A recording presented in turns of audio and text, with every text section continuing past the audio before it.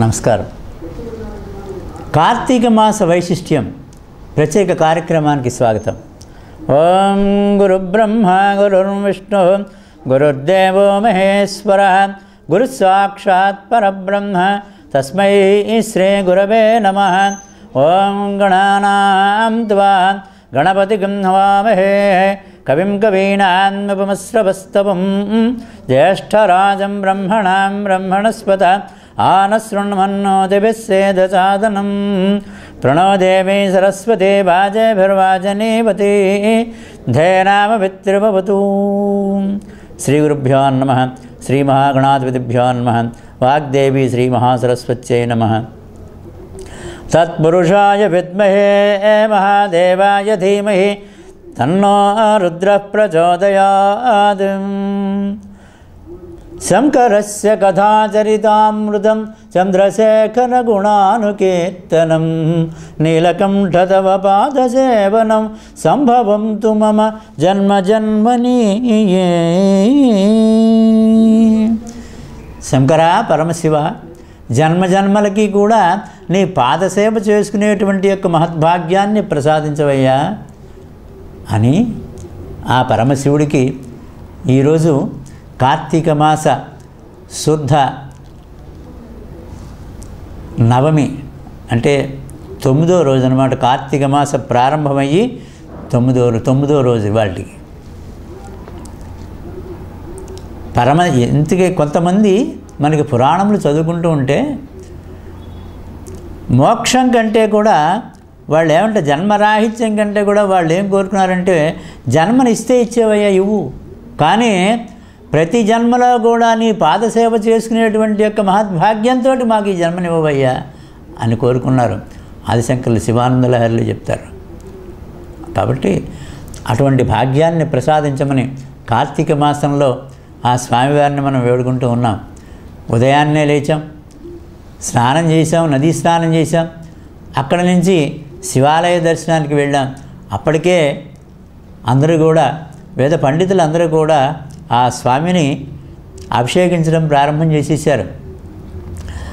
ఆ సమయంలో అభిషేకం వారు చేస్తూ ఉండగా ఆ అభిషేక మంత్రాలు వాళ్ళు చదువుతూ ఉంటే వాటిని మనం వింటే మన యొక్క శరీరం పులకించిపోతుంది.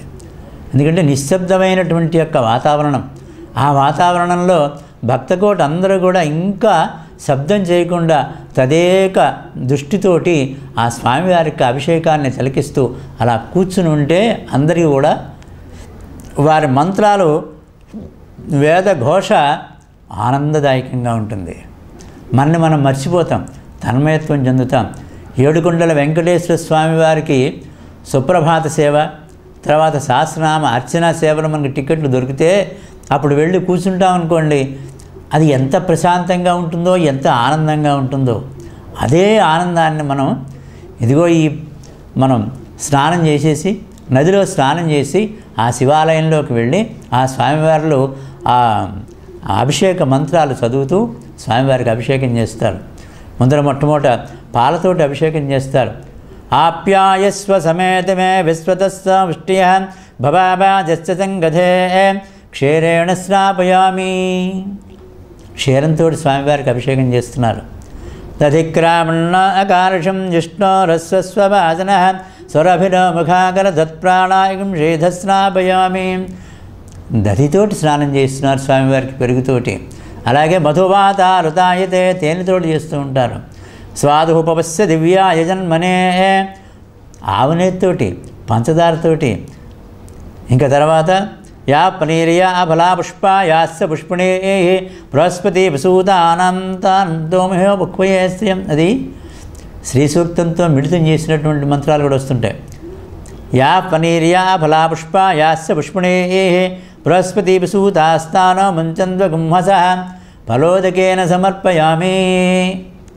ఆ స్వామివారికి ఫలోదకాలతోటి ఆనందంగా అభిషేకం చేస్తూ ఉంటారు.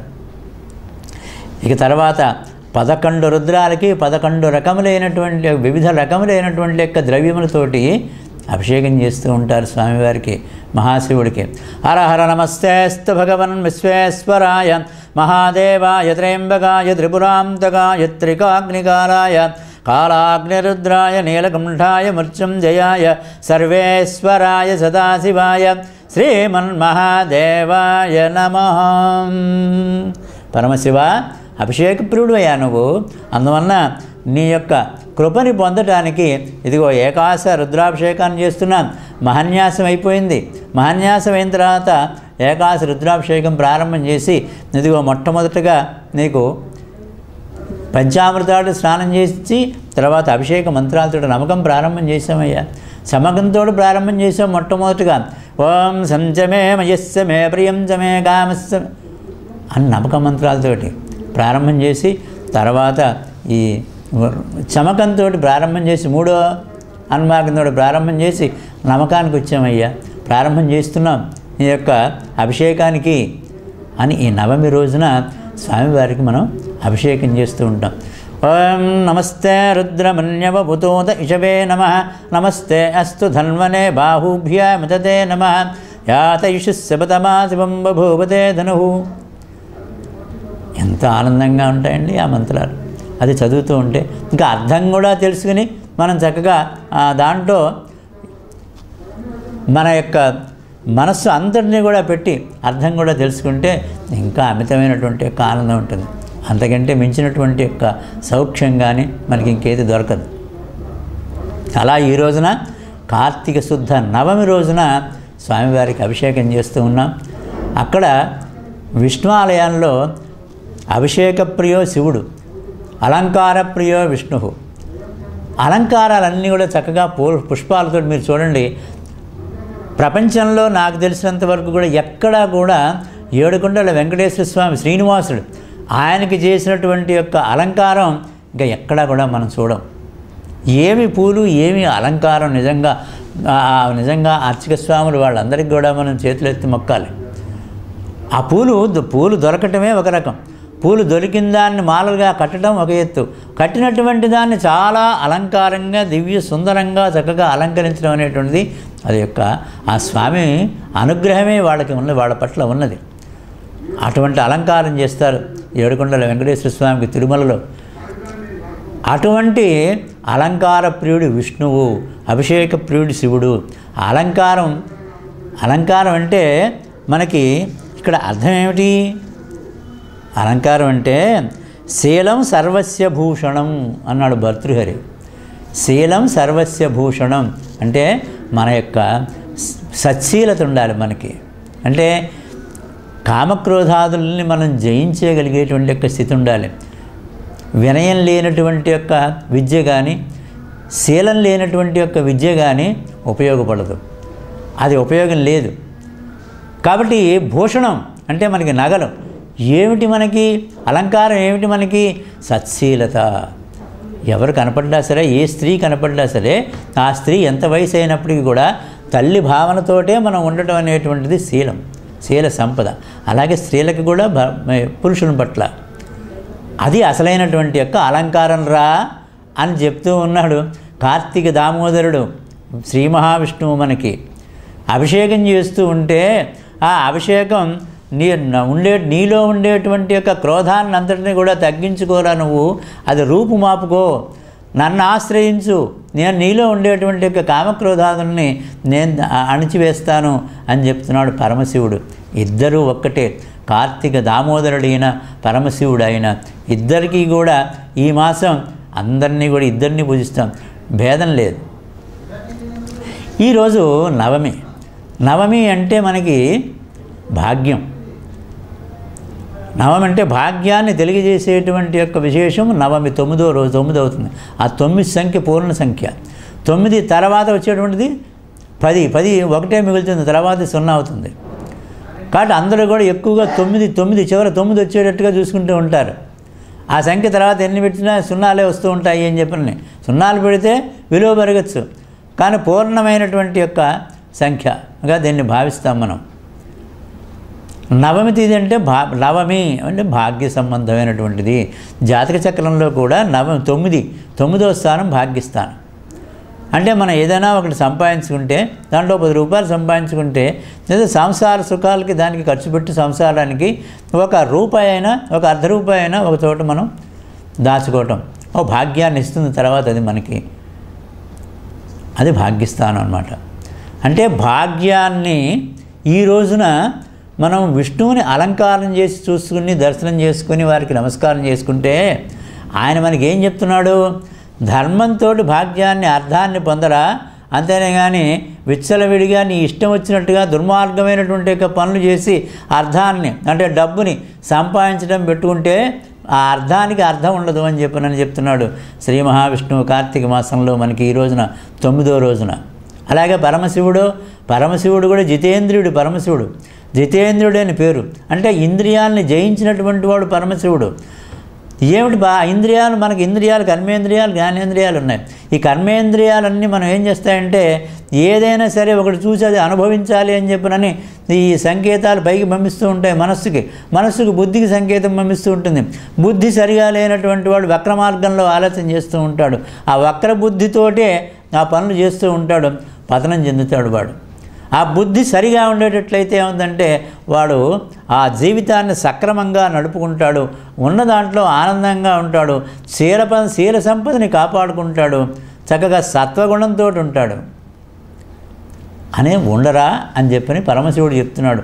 నీకేం పర్వాలేదు, ఒకవేళ నీలో అటువంటి గుణములు లేకపోయినా నన్ను ఆశ్రయించరా, నన్ను ఆశ్రయిస్తే నేను నీలో ఉండేటువంటి ఆ కామ క్రోధాన్ని నేను జితేంద్రియుడిని కాబట్టి నిన్ను కూడా జితేంద్రుడిగా చేయడానికి నేను నీ పూర్వజన్మను బట్టి నువ్వు చేసేటువంటి ఇప్పుడు కృత్యాలను బట్టి నీకు తప్పకుండా నేను చేస్తాను అని అంటాడు పరమశివుడు. విష్ణువుని కొలిచిన పరమశివుడిని కొలిచిన ఇద్దరు కూడా మనలో ఉండేటువంటి యొక్క కామక్రోధాలను తీసేస్తాననే చెప్తున్నారు.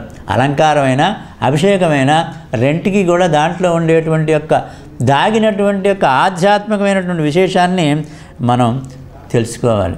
అలంకారం అంటే అది అలంకారం అంటే మనలో ఉండేటువంటి యొక్క శీలాన్ని మనం కాపాడుకోవడానికి శీల సంపద అని సచ్చరిత్ర మానవులకే అలంకారం అవుతుంది. ఆయన చాలా గొప్పవాడండి, మహానుభావుడు. పాపం ఎవరిని ఏమి వెళ్ళిన కపిల గోగులాంటి వాడండి. ఎంతోమందికి ఆయన మాట సహాయం చేశాడండి. ఆయన దగ్గరికి వెళితేనే చాలండి మా కష్టాలన్నీ కూడా తీరిపోయినట్టుగా ఉంటుందండి.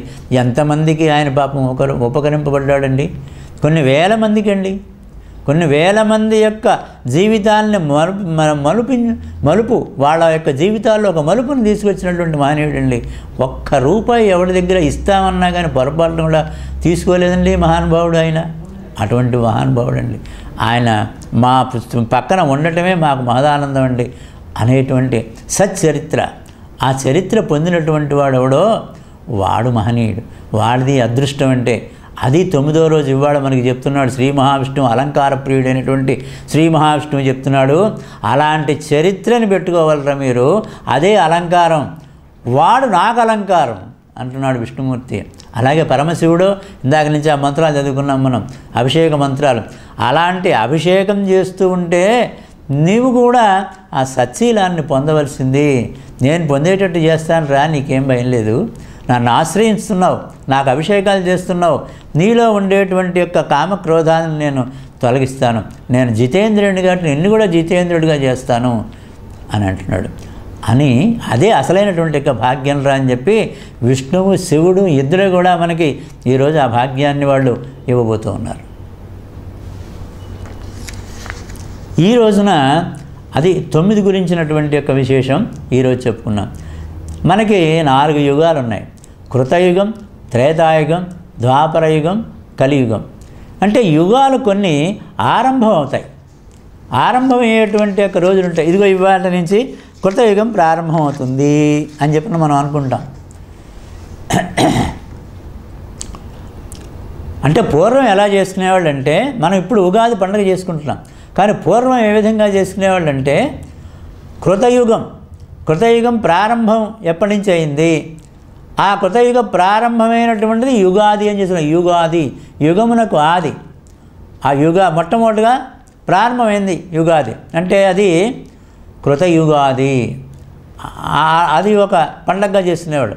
అట్లాగే త్రేతాయుగం వచ్చేటప్పటికి కృతయుగాది చేశారు, త్రేతాయుగం ప్రారంభమైనటువంటి ఒక్క రోజు చేశారు, 2 రోజులు చేశారు.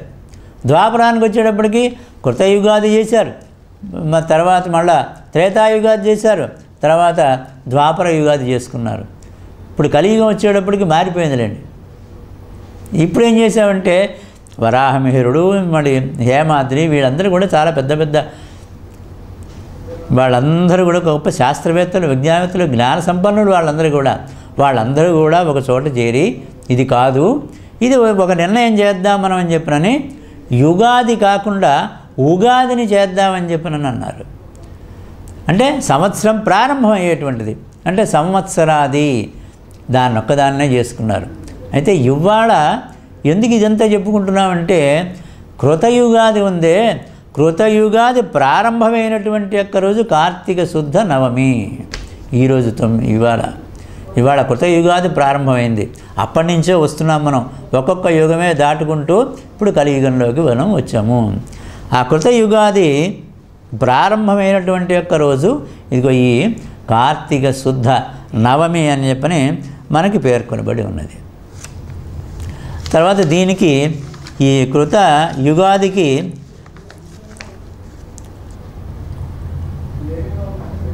17,28,000 మానవ సంవత్సరాల కృతయుగాది అది గడిచిపోయింది.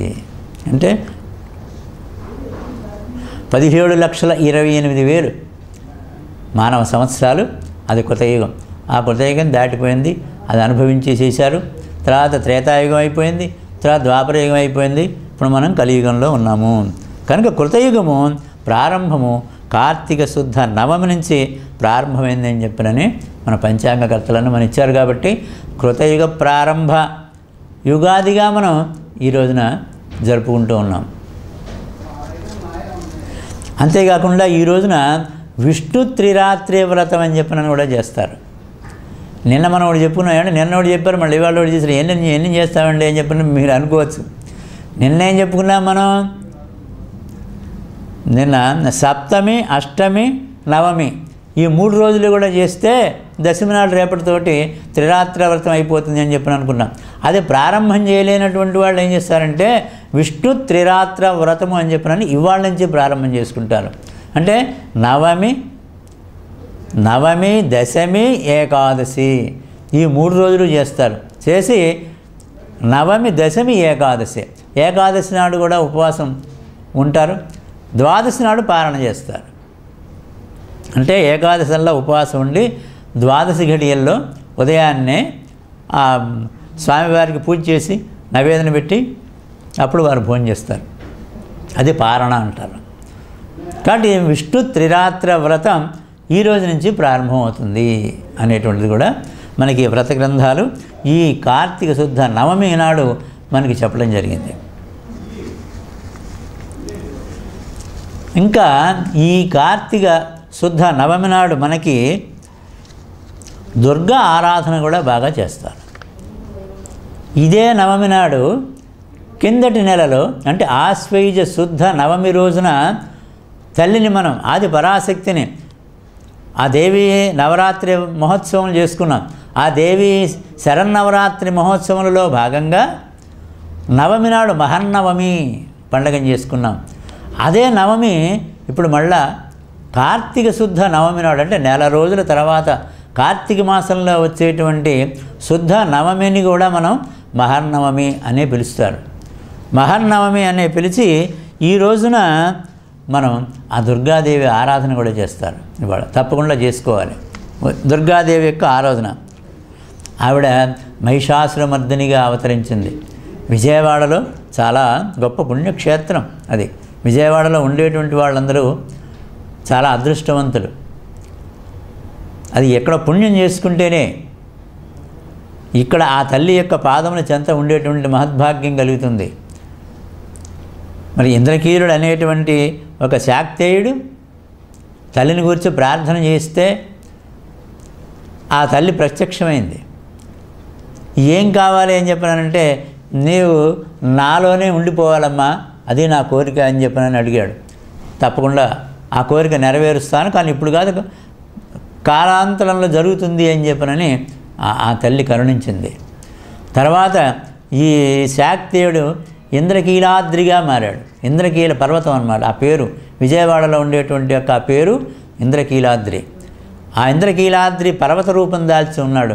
ఈ తల్లి మహిషాసురమర్దని ఈ రోజున కిందటి నెలలో ఆశ్వేజ మాసంలో మహిషాసురమర్దని ఆ అలంకారం మీద ఆ తల్లిని గురించి విశేషమైనటువంటి మనం విషయాలన్నీ కూడా చెప్పుకున్నాం.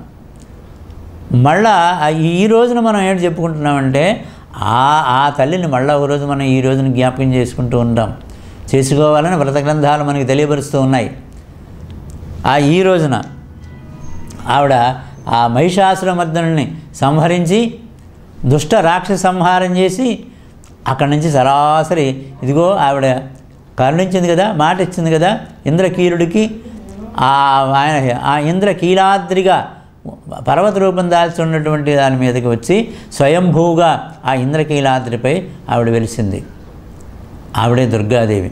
మహిషాసురమర్దని రూపంతో వచ్చేసింది ఆవిడ. కానీ చాలా అతి భయంకరంగా భీకరంగా ఉన్నది. ఆ భీకరమైనటువంటి యొక్క ఆకారాన్ని ఎవరు అమ్మా ఇంత భీకరంగా ఉంటే భక్తులందరూ కూడా కరుణించాలి, కానీ నువ్వు తల్లి నీ దగ్గరికి వస్తే ఇంత భీకరంగా ఉంటే ఎలాగమ్మా అని ఆదిశంకరాచార్యుల వారు ఆ భీకరమైనటువంటి యొక్క బింబాన్ని అంతటిని కూడా దాంట్లో నిక్షిప్తం చేసి శ్రీచక్రాన్ని ప్రతిష్ఠ చేశారు అక్కడ. అందువలన ఆ తల్లి అప్పటి నుంచి కూడా చాలా దయార్ద్ర హృదయ కరుణార్ద్ర హృదయగా మనకి దర్శనమిస్తూ ఉన్నది. ఆనాటి నుంచి కూడా లలితా సహస్రనామంతో కుంకుమార్చన చేస్తూ ఉంటారు ఇక్కడ విజయవాడ ఇంద్రకీలాద్రి పర్వతం మీద వేయించేసినటువంటి ఆ దుర్గమ్మ తల్లికి. ఈ రోజున మహర్నవమి మహిషాసుని మర్దనం చేసి దుష్టరాక్ష సంహారం చేసినటువంటి తల్లి, దుఃఖాన్ని పోగొట్టేటువంటి యొక్క తల్లి దుర్గా. అసలు దుఃఖ నివారణ దుర్గా. అసలు మనిషి అంటే దుఃఖం లేకుండా ఉండేటువంటి వాడే మనిషి. అంటే వాడి యొక్క తత్వం అలా ఉండాలి, ఆ గుణం ఉండాలి వాళ్ళు. ఎప్పుడు కూడా ప్రతిదానికి కూడా చాలా భయపడిపోయి జావగారిపోయి ఏం చేయాలో తెలియక దిక్కు చూసకుండా అటు ఇటు తిరుగుతుంటారు చాలామంది, అందరం కూడా. కానీ అప్పుడే ధైర్యం తెచ్చుకోవాలి అంటే అదిగో ఆ మాత పరాశక్తి జగన్మాత మహర్నామని కూడా మనం కొలుచుకునేటువంటి యొక్క ఆ దుర్గాదేవి, ఆ మహిషాసురమర్దిని, ఆవిడని మనం తలుచుకుంటే మనలో ఒక ధైర్యం మనకు వస్తుంది. ఆ ధైర్యంతో మనం ఎప్పుడు కూడా చాలా జాగరూకతతో ఉంటాం, సావధానంగా ఉంటాం. ఏ పనైనా మేము చేయగలము, మేము జావగారిపోము, చాలా మేము ధైర్య సాహసాలతో ఉంటాము అని మనకి అనిపిస్తుంది ఆ తల్లి యొక్క కరుణా కటాక్షంతో. కనుక ఈ రోజున ఆ ధైర్యాన్ని పొందాలి అని చెప్పినానంటే ఆ తల్లిని మహర్నవమి పూజ దుర్గాదేవికి చేసుకోవాలి మనం. అది కూడా ఈ యొక్క కార్తీక శుద్ధ నవమి రోజున ఈరోజు అంత ప్రాముఖ్యత మనకి వహించింది. విష్ణు త్రిరాత్ర వ్రతం చెప్పుకున్నాం, దుర్గాదేవి యొక్క మహర్నవమి గురించి చెప్పుకున్నాం. తర్వాత ఈ అగ్ని ఆరాధన అనేటువంటిది మనం తప్పకుండా ఈ కార్తీక మాసంలో చేసుకుంటాం. పొద్దున్నే కృష్ణానదిలో స్నానం చేసి అమ్మవారి యొక్క అయ్యవారి యొక్క దర్శనం చేసుకొని అభిషేకాదులన్నీ కూడా అక్కడ నిర్వర్తిస్తూ ఉంటే చక్కగా కన్నులారా చూసి దుర్గాదేవిని కూడా అర్చన చేసుకుని ఈ రోజున ఆవిడ దర్శనం తప్పకుండా చేసుకొని, ఎందుకంటే మహర్నవమి కాబట్టి కిందటి నెలలో ఆశ్వీజ మాసంలో చేసినటువంటి యొక్క మహర్నవమి మళ్ళీ కార్తీక మాసంలో శుద్ధ నవమి నాడు కూడా ఆ దుర్గా పూజ. కొండ మీదకి వెళ్ళలేనటువంటి వాళ్ళు ఇంట్లోనైనా కూర్చుని కనీసం ఆ దుర్గా అష్టోత్తరం, మహిషాసురమర్దిని అష్టోత్తరం, దాంతో ఆ తల్లిని మనం పూజ చేసి ఏదో మనకున్న దాంట్లో నివేదన చేసి ఆ ప్రసాదాన్ని తీర్థాన్ని తీసుకోవాలి ఈ రోజున. అంటే ఉత్తిష్టతమాస్వప్త అగ్నిమిచ్చధ్వం భారత. భారతీయులందరూ కూడా అగ్నిని ఆరాధన చేస్తారు అని చెప్పబడి ఉన్నది. వాళ్ళందరూ కూడా భారతీయులే, అగ్నిని ఆరాధన చేసేటువంటి వాళ్ళు. ఉత్తిష్టతమాస్వప్త అంటే ప్రతి ఇంట్లో కూడా భారతీయుడు అనేటువంటి వాళ్ళు మన ఇళ్లల్లో ప్రతిరోజు కూడా దీపారాధన చేస్తారు. ఏ శుభకార్యం వచ్చినప్పటికీ కూడా దీపారాధన చేస్తారు. దీపారాధనతో ఏ కార్యక్రమం అయినా కూడా ప్రారంభమవుతుంది. మీరు ఏదైనా ఒక పెద్ద సభలు సమావేశాలు జరిపారనుకోండి, అందరూ కూడా ఆ జ్యోతి ప్రజ్వలన ఏదో కార్యక్రమంతో ప్రారంభం చేసుకుంటున్నారు. ఆ లైట్ ఆన్ చేస్తారు. దాంతో శుభసూచితంగా ప్రారంభమవుతుంది. మన ఇంట్లో పెళ్ళిళ్ళు, పేరెంటాళ్ళు, ఒడుగులు ఇవన్నీ కూడా ఆ మొట్టమొదటిగా దీపారాధన చేసిన తర్వాతనే కార్యక్రమం ప్రారంభమవుతుంది. వర్జ్యం వస్తుందిలో ముందు దీపారాధన చేసైనా కూర్చోబెట్టిన ప్రారంభం అవుతుంది అని కూడా అంటారు బ్రహ్మగారు. అంటే అది ముందర చేస్తే తర్వాత ఏదో వర్జ్యం వచ్చినా కానీ పర్వాలేదులే, దీపారాధనతో ప్రారంభం చేద్దామని చెప్పినాను. ఇంకా ఎవరో రావాలండి అంటారు. వాళ్ళు వస్తూ ఉంటారండి. పెద్దవాళ్ళకి తర్వాత నమస్కారం చేస్తుందాం, ఉన్నవాళ్ళకి ముందర నమస్కారం, పెద్దలకి నమస్కారం చేసుకుని పీట మీద కూర్చోవడం కొంతమందికి అలవాటు. అంటే ఆ కార్యక్రమం చేయటం ముందు చేసేవాడు తమ్ముడు అనుకోండి, అన్నగారు కదా ఇంకా కొద్ది పెద్దవారు, ఎవరైనా పెద్దవాళ్ళకి తల్లిదండ్రులు ఉంటే తల్లిదండ్రులకి వారికి అత్తమామలు, తల్లిదండ్రులు పెద్దవాళ్ళు, వాళ్ళకి అన్నగారులు, వాళ్ళకి నమస్కారం చేసి ఆ కార్యక్రమాన్ని ప్రారంభం చేసుకుంటారు. ఇంకా వారు రాలేదండి, వీరు రాలేదండి అంటే వాళ్ళకి తర్వాత మనం నమస్కారం పెట్టుకుందాం, ముందర దీపారాధన చేయండి, దీపారాధన చేస్తే అక్కడికి కార్యక్రమం ప్రారంభమైనట్టుగా మనం అవుతుంది, తర్వాత లేకపోతే వర్జ్యం వస్తుంది, తర్వాత దుర్ముహూర్తం వస్తుంది అని చెప్తారు. అంటే దేంతో ప్రారంభం చేసుకున్నాం మనం? కార్యక్రమాన్ని దీపారాధనతో ప్రారంభం చేసుకుందాము. అదిగో అటువంటి ఆ దీపారాధన అంటే అగ్ని ఆరాధన. దీపం అంటే అగ్నిమిచ్చధ్వం భారత. కాబట్టి అగ్ని ఆరాధన. అగ్ని అంటే ఎక్కడ? దీపము, దీపారాధన, అదే అగ్ని ఆరాధన. ఈ అగ్నిలో కూడా చాలా రకాలు ఉన్నాయి. దీంట్లో మన ఊరికి ఒకటే అగ్నిగా కనపడుతుంది, కానీ చాలా రకాలు ఉన్నాయి. దాంట్లో అనేక విధములైనటువంటి యొక్క పేర్లతో పిలువబడేటువంటి యొక్క అగ్ని ఉపాసన ఉంది మనకి. దాంట్లో కొన్ని విశేషాలు ఇవాళ చెప్పుకుందాం. అగ్ని ఆరాధనలో దీపారాధన గురించినటువంటి యొక్క విశేషాలు. కార్తీక మాస సందర్భంగా శుద్ధ నవమి రోజున స్వామివారి అభిషేకం గురించి చెప్పుకున్నాం. విష్ణు త్రిరాత్ర వ్రతం అని చెప్పని అలంకార ప్రియుడైనటువంటి యొక్క విష్ణువు గురించి చెప్పుకున్నాం. తర్వాత దుర్గాదేవి యొక్క ఆరాధన ఇవాళ మహర్నవమి అని చెప్పని చెప్పుకున్నాం. ఈ నవమే కృతయుగాది ప్రారంభమైనటువంటి కృతయుగం ప్రారంభమైనటువంటి యొక్క రోజుని చెప్పుకున్నాం. దీపారాధన గురించినటువంటి యొక్క విశేషం అదే అగ్ని అని చెప్పినన్నాం. ఆ అగ్ని దీపారాధనలో అగ్ని ఎన్ని విధములుగా మనం ఆరాధించవచ్చు అనేటువంటిది ఇప్పుడు ఒక చాలా కొద్ది సమయంలో చెప్పుకుందాం. ఏతస్మవ ఆహుస్యండిలాః కమగ్నిం చినుతే సత్రియమగ్నిం చిన్వానః సంవత్సరం ప్రత్యక్షేణ అన్నది వేదం. అంటే సత్రియమగ్నిం చిన్వానః ఇదో రకమైనటువంటి యొక్క అగ్ని. మనకు అన్ని అగ్నిగానే ఉంటాయి.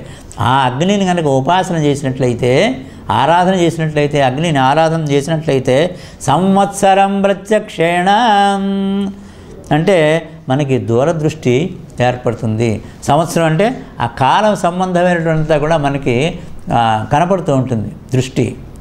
అందుకనే వరాహమిహిరుడు ఇలాంటి పెద్ద పెద్ద జ్యోతిశాస్త్రవేత్తలందరూ కూడా మహానుభావులు ఈ అగ్నిని ఉపాసన చేసి మనకి ఆ పంచాంగములన్నీ కూడా ఏ విధంగా రాయాలి, తిథి వార నక్షత్ర యోగ కరణములు వీటన్నిటి కూడా లెక్కలు కట్టి ఎప్పుడు సంవత్సరాలు వస్తుంది ఇవన్నీ కూడా మనకి తర్వాత జ్యోతిష్ శాస్త్రం ఏ విధంగా ఉంటుంది లెక్కలు కట్టి ఈ గణితాన్ని కూడా వాళ్ళు రాయటానికి అగ్ని ఆరాధన చేసినటువంటి యొక్క మహనీయులు. కాబట్టి మనం ఈ కార్తీక మాసంలో తప్పకుండా ప్రతి ఇంట్లో కూడా ఉదయము సాయంత్రము దీపారాధన చేయాలి. దీని తర్వాత ప్రతిరోజు కూడా మనం దాన్ని అమలుపరుచుకోవాలి. ఈ యొక్క కార్తీక మాసం నుంచే కనీసం పూర్వం చేయకపోయినట్టయితే ఇప్పుడు ఈ రోజు నుంచి అయినా ఈ సంవత్సరం ఈ కార్తీక మాసం నుంచి అయినా మనం ఉదయము సాయంత్రం కూడా దీపారాధన చేయటం ప్రారంభం చేసుకుందాం అని మనం కంకణం కట్టుకుందాం. ఈ సంవత్సరం నుంచి అయినా కనీసం మన తర్వాత వాళ్ళు దాన్ని అనుసరిస్తారు. సత్రియం అగ్నిం చిన్వానః సంవత్సరం ప్రత్యక్షేణ కమగ్నిం చినుతే సావిత్రమగ్నిం చిన్వానః అము ఆదిత్యం ప్రత్యక్షేణ. ఇదేమిటిది? సావిత్రి అగ్ని. సావిత్రి అగ్నిని కనుక ఉపాసన చేసినట్లయితే సత్రాజిత్తు మొదలైనటువంటి వాళ్ళు ఉన్నారే వాళ్ళందరికీ కూడా ఆ శమంతకమణి వాళ్ళకి లభించింది. అలాగే కుంతీదేవి ఆ అగ్నిదేవుడిని, ఆ సూర్యదేవుడిని, సూర్యుడు అగ్ని ఉండబట్టి అగ్నిర్వాయుస్య సూర్యస్య